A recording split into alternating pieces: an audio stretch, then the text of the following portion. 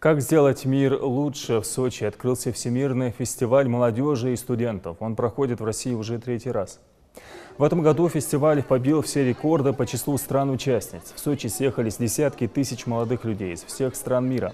Цель мероприятия – объединить молодежь планеты и помочь им воплотить в жизнь все самые смелые мечты. Для гостей из-за рубежа это отличная возможность поближе познакомиться с Россией. В фестивале принимает участие ингушская делегация. Нашему региону выделили 45 мест.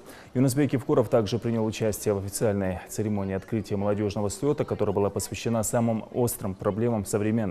Республика, как один из самых молодых субъектов страны, также отдельно представлена на выставке достопримечательностей региона в России, где Ингушетия презентует свои масштабные инновационные проекты. Это компьютерная игра, разработанная ингушскими ребятами.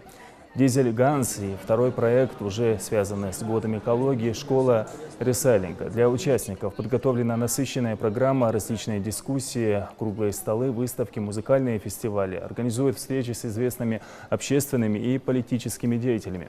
Фестиваль продлится до 22 октября.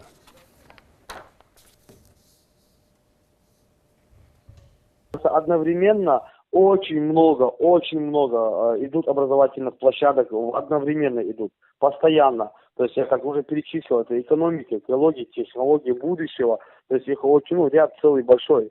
1200 спикеров за неделю здесь должно посетить. Вот с минуты на минуту должен приехать, это министр иностранных дел Сергей Лавров.